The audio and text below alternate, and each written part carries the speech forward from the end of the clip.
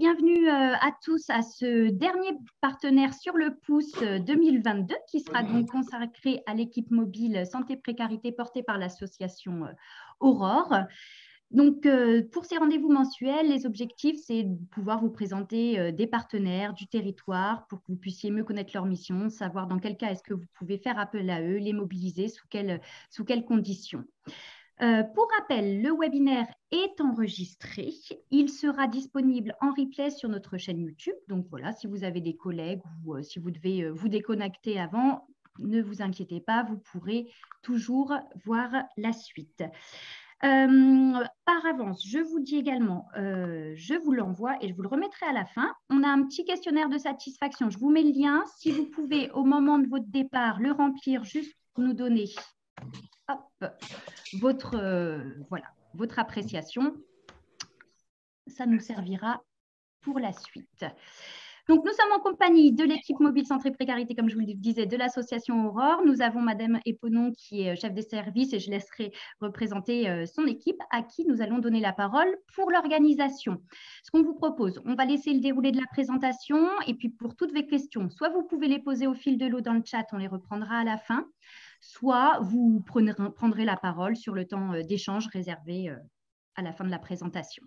Je vous laisse la parole. Ça marche. Donc, bonjour à tous. Donc, moi, je suis Angélique Eponon. Donc, je suis chef de service de l'équipe mobile Santé Précarité 77 et également chef de service d'une autre équipe qui est l'équipe mobile Cadence. Mais voilà, c'est pas l'objet du webinaire. Je vous en donnerai quelques mots à la fin. Donc, je suis du coup avec une partie de mon équipe, donc avec Clément Riva. Voilà, qui est travailleur social, éducateur spécialisé, et avec Pauline Bloch, qui est du coup infirmière. Nous avons également sur l'équipe une autre infirmière et une psychologue. Voilà. Donc, dans un premier temps, on va vous présenter un PowerPoint qui donne un petit peu, qui représente un petit peu l'association Aurore. Bon, je pense que tout le monde, en tout cas, la connaît, mais pour le remettre un petit peu dans le contexte.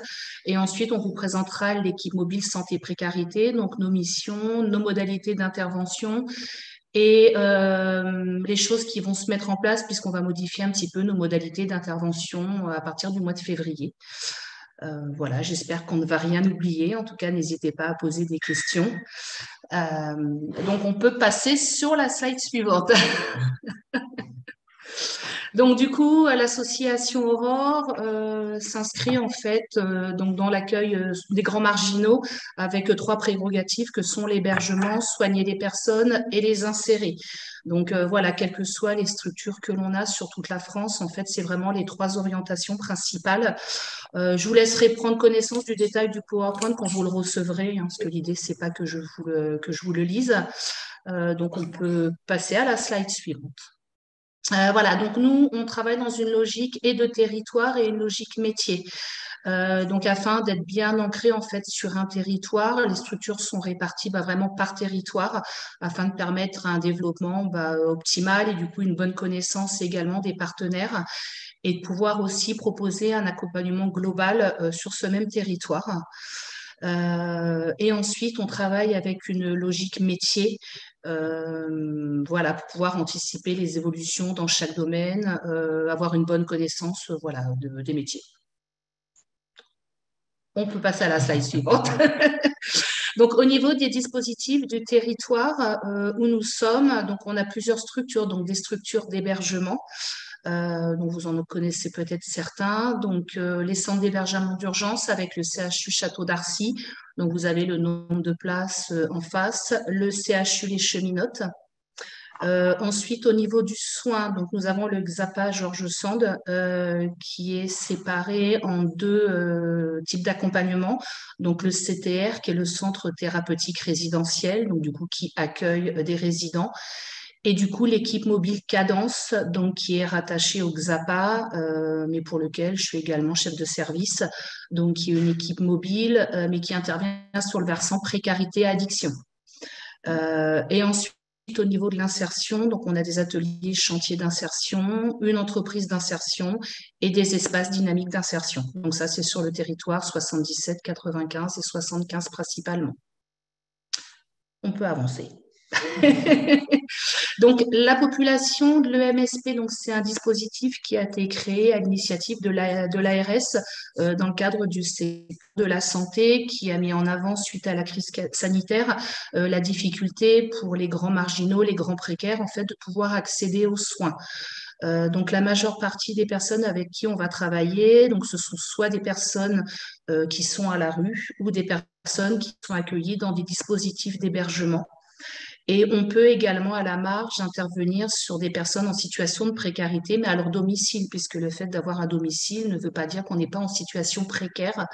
Maintenant, il faut aussi que ça reste à la marge, parce que voilà, au niveau du territoire et au niveau de la composition de l'équipe, j'y reviendrai, on ne peut pas non plus accompagner tout le monde. Donc, c'est principalement les personnes à la rue et les personnes accueillies en résidence. On est présent avec une autre équipe sur le territoire Nord-Seine-et-Marne, qui est la VIH.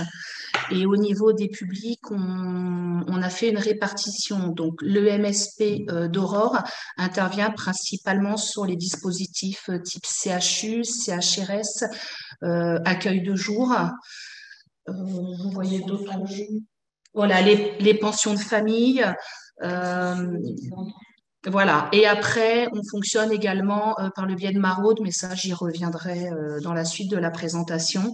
Et l'autre équipe mobile, donc la VIH, elle intervient plus sur les campements, sur les bidonvilles, sur les dispositifs d'accès aux droits pour les personnes étrangères, donc les CADA, les UDA. Donc la répartition se fait comme ça sur le territoire. Bien entendu, on assure une continuité de service entre les deux équipes. Voilà, notamment sur les temps de vacances, on essaye de mutualiser nos effectifs. Et par contre, on peut être amené à travailler en commun, en fait, sur demande de l'ARS pour tout ce qui est veille sanitaire. Donc, par exemple, sur des démantèlements de camps et des grosses arrivées sur les centres, quand il y a besoin de faire des évaluations de santé, des choses comme ça, on peut intervenir en renfort, du coup, de la VIH. Voilà, donc l'idée de l'EMSP, en fait, c'est de pouvoir amener les personnes vers le soin. Donc ça, c'est vraiment la prérogative principale. Ça veut dire que concrètement, pour savoir si c'est de notre ressort ou pas, c'est si on est là, est-ce que les gens ont accès aux soins? Donc si c'est oui, ça ne correspond pas à nos missions. Si c'est non, là, on peut intervenir. Et du coup, on peut intervenir de différentes sortes. Donc ça, c'est en fonction des besoins des structures que l'on peut rencontrer. Ça peut être de l'accompagnement, de la coordination du parcours de soins. Donc une personne qui est très très éloignée, qui peut avoir une pathologie. Donc c'est de l'accompagner, du coup un médical, faire un diagnostic, l'orienter vers les médecins ou les spécialistes adéquats, en tout cas la ramener vers le soin. À partir du moment où on l'a ramené vers le soin, notre mission s'arrête et du coup le relais est pris par les différents travailleurs sociaux, les personnes qui prennent en charge déjà ces personnes. Ça peut être du soin, donc du soin infirmier, puisqu'on a, alors on a 2 infirmières, mais en ETP on a une infirmière et demie qui faire un petit peu tout ce qui est bobologie, des prélèvements sanguins, puisqu'on a signé des partenariats avec un laboratoire d'analyse, de l'accompagnement chez les médecins pour permettre et une compréhension et pour que les personnes puissent être accompagnées plus facilement, puisque du coup on a des personnes du corps médical, donc ce qui facilite l'accès aux différents rendez-vous. L'idée, c'est de faire une évaluation de la situation et éventuellement après de réorienter sur d'autres dispositifs pour les personnes qui en ont besoin. Dans un deuxième temps, c'est quelque chose qu'on aimerait développer, mais là, l'équipe est encore très récente. C'est en tout cas de devenir en appui aux équipes, de proposer de la sensibilisation et éventuellement de la formation aux professionnels des institutions, voilà, sur la mise en place d'un parcours de soins, ce genre de choses. Et on peut également proposer, alors uniquement pour les personnes qu'on prend en charge, un accompagnement social, c'est-à-dire qu'on a un travailleur social donc qui peut accompagner sur de l'ouverture des droits, sur de l'administratif. Voilà, mais on est obligé de se limiter aux personnes qu'on accompagne. Voilà, on ne peut pas, en tout cas, se substituer à du personnel qui n'est pas présent dans les institutions. Je pense qu'on peut passer, s'il y a une slide suivante. Voilà. Donc là, bah, du coup, ça reprend un petit peu les différents partenaires qu'on a sur les territoires avec qui on travaille. Donc nous, on touche tout le nord de la Seine-et-Marne. Nous sommes basés à Chelles, donc géographiquement, c'est vrai qu'il y a des secteurs qui vont être un petit peu plus compliqués d'accès pour les équipes, notamment tout ce qui se trouve à partir de Coulommiers et au-delà, juste d'un point de vue pratico-pratique, au niveau du temps pour y aller, au niveau du temps d'intervention. À savoir, c'est à la marge, hein, on est déjà en lien avec des partenaires de ces territoires-là, mais les modalités d'intervention seront peut-être un petit peu différentes. Euh, voilà, je peux passer, mais il me semble que c'est la dernière slide. Ah ben non. Donc là, justement, j'allais venir sur nos modalités d'intervention. Donc la première, c'est l'AFR. Donc, il y a plusieurs options. Donc, ça peut se faire, là, les verts, par le biais de maraudes. Donc là, il y a des maraudes qui sont mises en place en partenariat avec la Croix-Rouge, avec le SAMU social, du coup, pour aller à la rencontre vraiment des plus précaires qui sont dans la rue.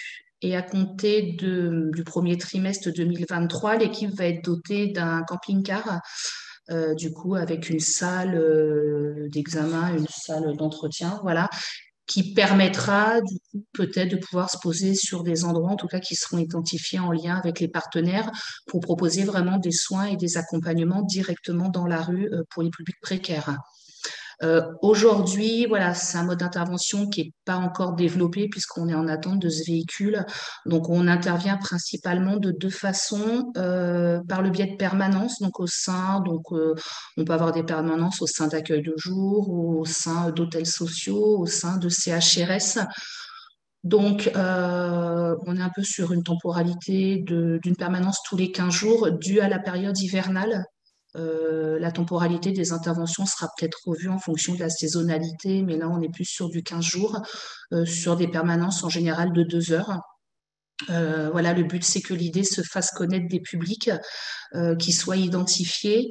Et sur ces temps de permanence, il y a soit les équipes sur place qui orientent directement des personnes vers l'équipe, ou alors, voilà, l'équipe, vous avez déjà fait des temps où les personnes qui viennent les voir directement.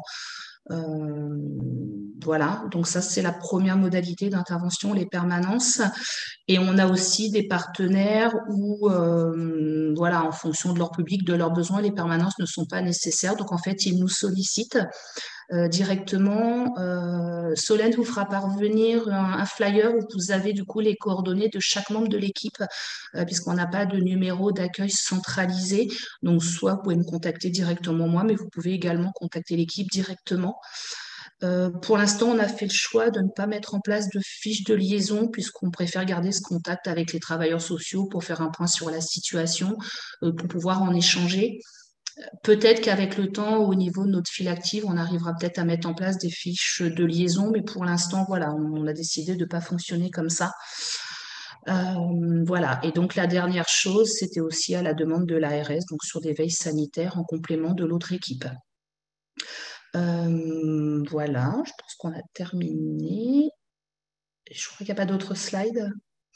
Donc voilà, en tout cas, un petit peu la façon dont on intervient, l'émission. Maintenant, je pense que vous avez des choses à rajouter. Que lorsqu'on rencontre les personnes, enfin, les bénéficiaires, on va dire, qui ont bénéficié de notre accompagnement, on fait vraiment une première évaluation psychomédico-sociale, donc très globale.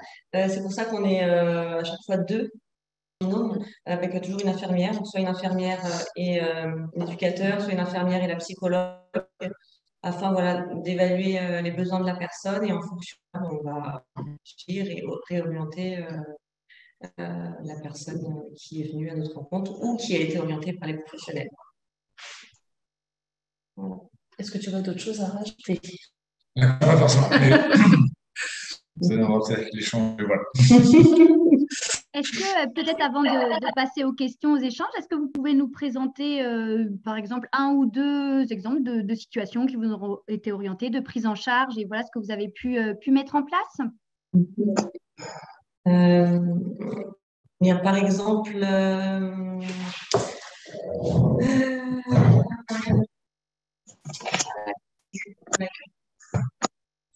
Alors, par exemple, là, récemment, on avait rencontré un monsieur qui avait eu un parcours de détention, qui avait un gros profil, enfin, une grosse problématique psychiatrique. On se rend compte qu'il y a certains dispositifs qui sont déjà en place autour de son suivi, mais qu'il est finalement dans sa situation précaire, fait que aller vers le soin, c'est un peu compliqué. Et puis on se rendait compte, enfin, on a été interpellé surtout par sa problématique d'addiction. Donc l'idée, ça a été de se mettre en lien avec différents services, essayer finalement de les mettre tous en communication. Puis là, concrètement, sur ce monsieur, alors c'est en cours, on est tout jeune, donc ça prend petit à petit place, mais sur cette personne-là, une orientation sur les dispositifs, le XAPA, donc pour le soin addicto, avec l'équipe précarité de l'EMPP, enfin, que vous connaissez peut-être, donc les mettre en lien et finalement que tout se pique pour que le soin se fasse et pas forcément de manière séparée, et finalement coordonner tout ça. Et voilà, c'est un exemple parmi tant d'autres. Après, Il y a une autre situation, là, c'est avec SOS Femmes, les professionnels qui nous ont... Est-ce que vous pouvez juste vous rapprocher peut-être un tout petit peu du micro parce que des fois, on n'a pas l'impression assez. Merci, désolée, je vous ai coupé. Donc là, c'est avec SOS Femmes. Donc là, ce sont les professionnels qui sont revenus vers nous parce qu'il y avait un besoin en santé, voilà, d'une dame qu'ils accueillaient. Et en fait, nous, on l'a accompagnée vers le médecin en plus que nous avons pour le moment qui travaille avec nous, parce on est en recrutement d'un médecin. Voilà, ça a été de l'orienter pour qu'il ait une prescription en urgence parce qu'il avait vraiment un besoin.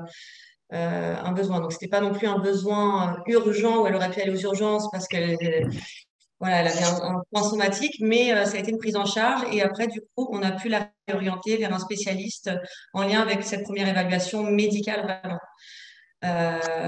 Parce que nous, les infirmières, on est capable de faire un diagnostic, mais infirmier. C'est un peu une différence avec le diagnostic médical, donc du médecin.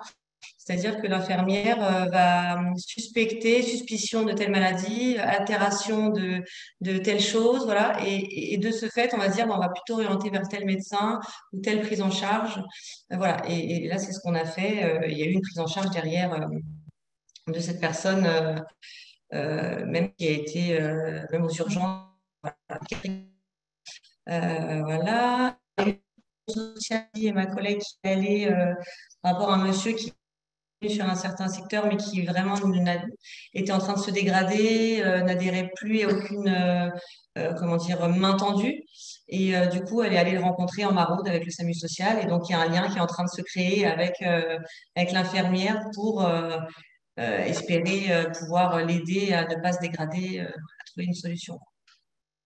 Oui, alors juste si je peux compléter, parce que je me rends compte qu'au niveau de l'équipe, j'ai quand même oublié l'important, donc de spécifier qu'on a un ETP de médecin, donc à 0,3, mais qui pourrait être ce qu'on appelle un peu en mode dégradé, donc on est en cours de recrutement, donc on peut avoir en fait un rendez-vous, voilà, l'équipe peut le voir en urgence pour les situations vraiment très très compliquées, sinon on arrive sur les dispositifs de droit commun, donc les médecins généralistes, les centres de soins, les passes pour les personnes qui n'ont pas d'accès au droit. Voilà, chose qui a son importance. Merci.